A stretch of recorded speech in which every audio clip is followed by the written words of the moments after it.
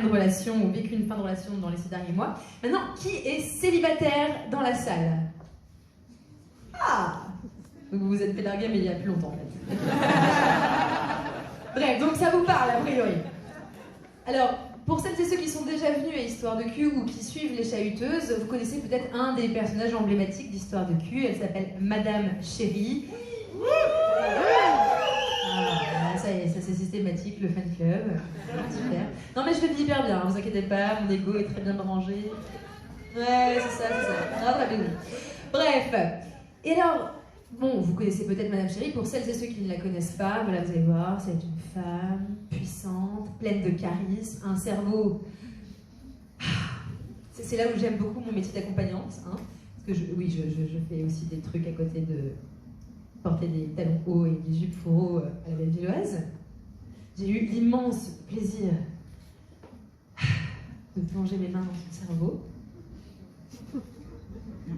Oui, alors celles et ceux qui me connaissent savent aussi que je suis profondément sapio, donc du coup il n'y a rien de mieux hein, pour me motiver et capter mon attention qu'un cerveau très très bien fait. Donc c'est un cerveau très très bien fait, énormément de charisme, un parcours de résilience, de développement personnel, une incarnation de l'empowerment féminin s'il en est, une icône, une déesse, une prêtresse de la sexualité et de l'amour, sous toutes ses formes. Et qu'est-ce que j'apprends en préparant Histoire de cul? Qu'elle s'est fait larguer. Alors, je ne viserai personne et j'envoie toute ma compassion à ce monsieur qui clairement est passé à côté de quelque chose d'assez... Enfin, mais très bien, ça laisse de la place pour les autres. Hein, donc voilà, le message est passé, elle est célibataire, donc lâchez-vous. Hein, je pense qu'elle sera très contente de vous donner son numéro de téléphone. Voilà. Donc toutes mes condoléances hein, pour ce jeune homme qui est passé à côté de sa vie, clairement. Mais bon, c'est pas grave, hein, chacun ses histoires, hein, je ne juge personne. On a tous des parcours de vie, des névroses internes qui font qu'on n'arrive pas à saisir l'abondance. Ça arrive. Pas sûr. Bref, tout ça pour vous dire que Madame Chérie nous rejoint ce soir. Évidemment, en reprise d'Histoire de cul, on ne pouvait pas ne pas l'inviter. Et elle vient nous parler de sa rupture, car oui, ça arrive même au meilleur. J'espère que vous en retirerez à minima un petit peu de doux sur vos ruptures récentes. C'est-à-dire que ça arrive aussi aux autres. Peut-être quelques conseils, on ne sait pas. En tout cas, c'est sûr que ce sera un moment plein de rire, comme on en a l'habitude, au-delà du plaisir des yeux. Trop cher. Elle est venue en Louboutin ou j'aurais... Si vous voulez bien m'excuser, je vais aller prendre un verre d'eau.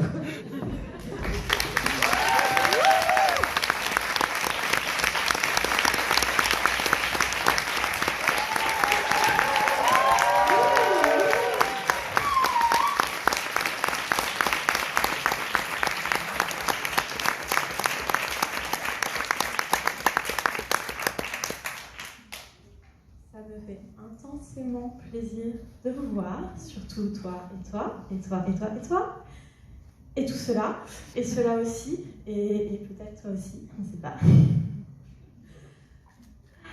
Par contre, comme c'est très important dans une structure polyamoureuse comme la nôtre d'être super clair sur ses intentions et ce qu'on est prêt à investir, je tenais à libérer l'air tout de suite. Je sais que vous êtes aussi là pour les autres intervenants, et c'est ok. Et moi, personnellement, je suis surtout là pour rendre sa culotte à une meuf. Donc, Agathe, je vais te demander de te manifester, s'il te plaît. Est-ce que vous pouvez, s'il vous plaît, passer?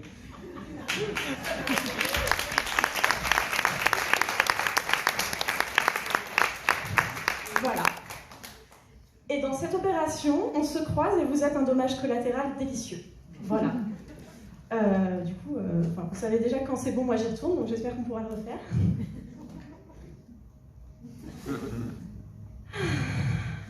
Et pour les autres, il est très temps que je me présente. Je m'appelle Marianne, je suis une salope.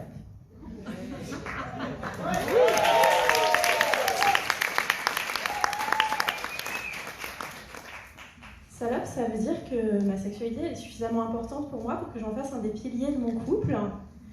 Et je suis aussi, depuis peu, vous le savez maintenant, une salope célibataire. Donc mesdames, messieurs, je vous attends après. Je suis marrante, j'ai fait des pancakes renversants, mon tiroir à lingerie t'amène directement à Narnia.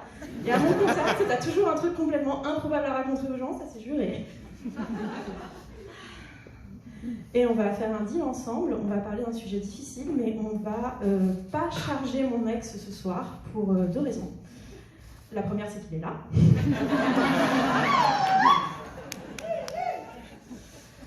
La deuxième, outre le fait que c'est quelqu'un de bien, c'est parce que je pense que c'est une offense qui en soi part un peu les graines de sa propre punition. Et au cas où ce ne soit pas une punition assez, de toute façon les dieux de l'immobilier l'ont envoyé à Mantes-la-Jolie, donc... Il y a des gens de Mantes-la-Jolie ce soir, répondez pas, parce que moi j'ai une théorie et vous n'arriverez pas à m'avoir, je pense qu'en fait là-bas il y a mon ex et des figurants. Voilà.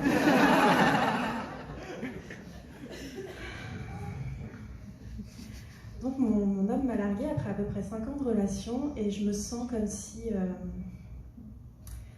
on m'avait téléporté dans le pilote de la fabuleuse Mrs. Maisel.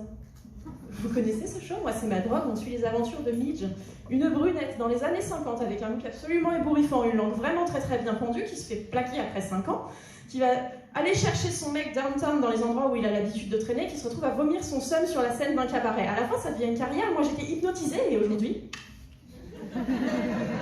J'ai la chance de le vivre. Est-ce que j'ai foiré un truc dans mes rituels de manifestation? Probablement. Est-ce que mon mec a fait ça pour me faire plaisir? Et peut-être bien. Mais non, mais parce que moi, j'avais déjà la bague, l'appart, la baignoire balnéo. À ce stade, devenir ton personnage de fiction préféré, c'est un peu la nouvelle frontière. Voilà, il voulait me faire plaisir. Il a juste pas fait comme je voulais, sans m'en parler avant, ce qui est son style. Mais enfin, je vous jure, c'est probable, c'est-à-dire que son langage de l'amour, c'est manifestement les actes de service. Moi, pendant 5 ans, j'ai pas porté un paquet, j'ai pas ouvert une porte. Quand mon kiné m'a vu arriver, là, le mois dernier, mon dos était tellement faible qu'il s'est dit que peut-être aujourd'hui, il allait finalement acheter son premier bitcoin. Je sais pas si tout le monde était au point sur les langages de l'amour, on va prendre 3 secondes. Les langages de l'amour, c'est la façon, c'est le plus facile pour vous de donner ou de recevoir de l'affection. Alors, on n'en a pas qu'un seul, mais on a un préféré, généralement. Ça peut être les actes de service, les instants de qualité, le toucher physique, les compliments, les paroles valorisantes ou les cadeaux. Et c'est sympa de le savoir parce que, par exemple, si votre partenaire est dans la team cadeau et que vous êtes dans la team paroles valorisantes, vous allez être en mode, je sais pas, moi je lui dis tout le temps que je l'aime et qu'il est trop beau, que c'est le meilleur, et lui il m'offre un bracelet de temps en temps, il croit que c'est assez. Donc c'est sympa de le savoir. Exemple de la vraie vie, le langage de l'amour de ma mère, c'est manifestement les paroles valorisantes, et c'est grâce à elle, du coup, que j'ai su à un très jeune âge que c'était moi la plus belle, moi la plus intelligente, et que les autres, ils étaient juste jaloux. Et mon langage... Merci. Après. Et mon langage de l'amour à moi, c'est la bouffe. C'est-à-dire que si je t'aime, je cuisine pour toi, et si c'est des pancakes, c'est pour la vie.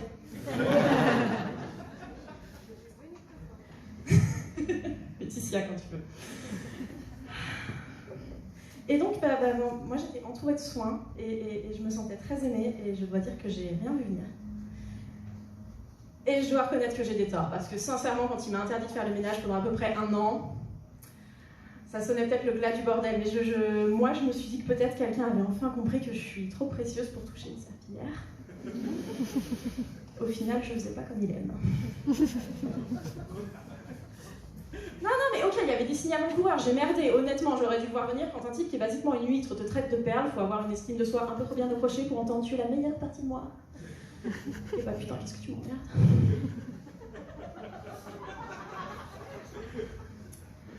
Voilà. Donc un jour, on s'est assis et il m'a dit j'aimerais qu'on arrête de vivre ensemble.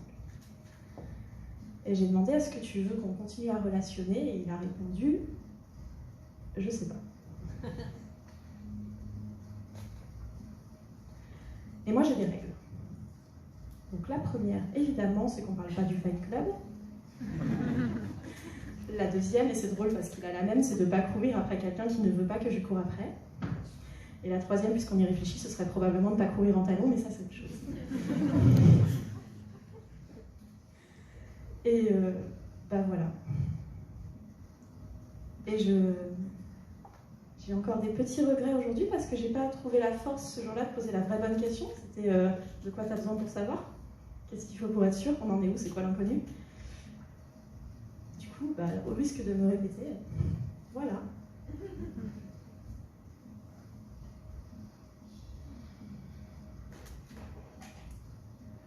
Mais bon, je vous rassure, les joies de la vie toute seule ne m'ont pas complètement échappé. Ça fait 6 mois que je dors en cuillère avec mon chat, ça va. Mais il a fallu renouer avec le célibat, ouais, c'était tout toute une aventure.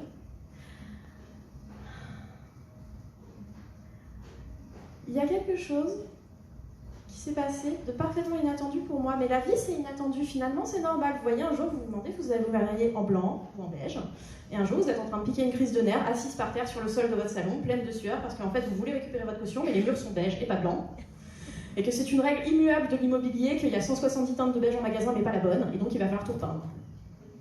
Et j'ai besoin de ma caution, parce qu'il faut que je paye mon kéné, parce qu'il veut son bitcoin. J'ai vu un catalogue Tesla dans son salle d'attente, clairement là j'ai plus le choix. Ok. Il y a aussi un truc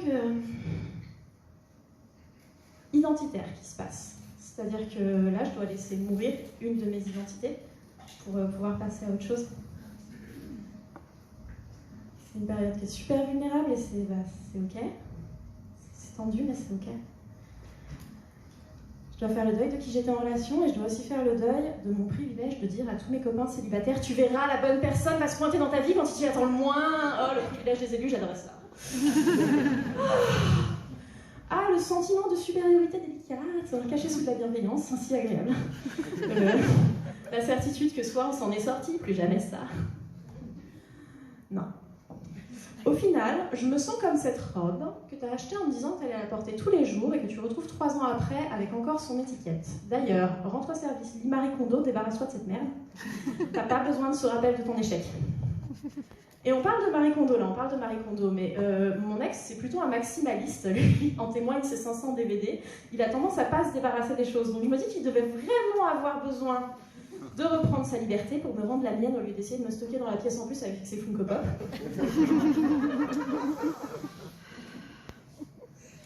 Je me sens encombrante. Il y a aussi quelque chose d'un peu triste, 25 ans de blagues d'internes entre nous qui seront plus dites. Typiquement, nous, on avait un truc particulièrement élaboré avec des cailloux et des pingouins que je peux même pas vous raconter parce que sinon il faudrait 20 minutes de plus. Et du coup, tout ce qu'il en reste aujourd'hui, c'est que de temps en temps, quand je croise un pavé qui est décédé, je rigole bêtement. Et ce genre de comportement erratique va clairement pas m'aider à séduire quelqu'un de nouveau, mais voilà, c'est toujours là. Donc voilà, je suis là aujourd'hui avec un trou dans le cœur, un peu l'impression de mourir, un nouveau toc avec des cailloux dedans, et j'ai entendu une petite voix, que je crois qu'elle venait de ma chatte, qui m'a dit « T'as essayé de mettre quelque chose dedans ?»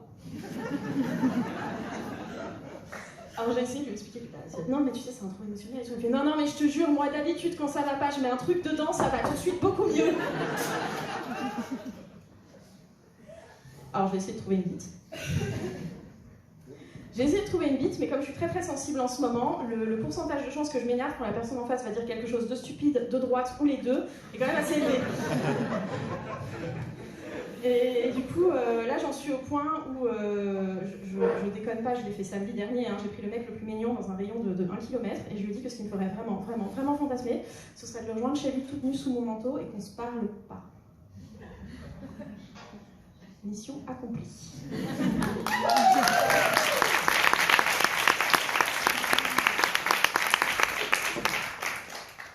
Et puis la bonne nouvelle, c'est que le milieu BDSM, queer, libertin, polia, dans les petites villes, il est tellement petit, tellement refermé sur soi, que finalement il suffit de rentrer dans un café poli et subitement t'as 5 nouveaux partenaires, 2 call-out dans ta boîte mail et on te demande d'aller faire un test IST très vite. D'ailleurs, à suivre, je suis sur le point apparemment de devenir la licorne d'un couple et je dois vous dire que c'est surtout en tant que gothique que ça me travaille. Genre les paillettes, oui, mais vous les faites en noir.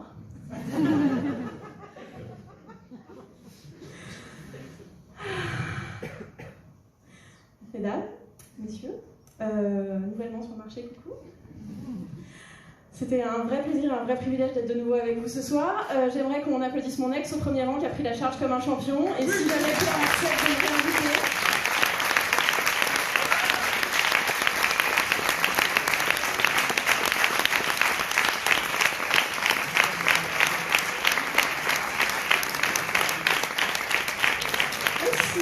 Pierre accepte de me réinviter, je vous raconterai comment je suis devenue domina professionnelle pour faire passer le seum.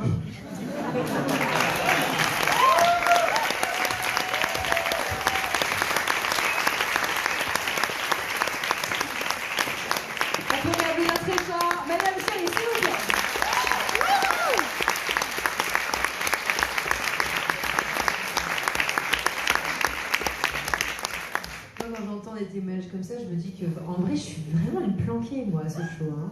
Parce que je reste dans mon coin, moi, je présente les artistes, les intervenants en mode tiens, ils racontent leurs histoires. C'est vrai que j'aurais pu vous raconter aussi ma rupture. Mais je vais m'abstenir, je crois.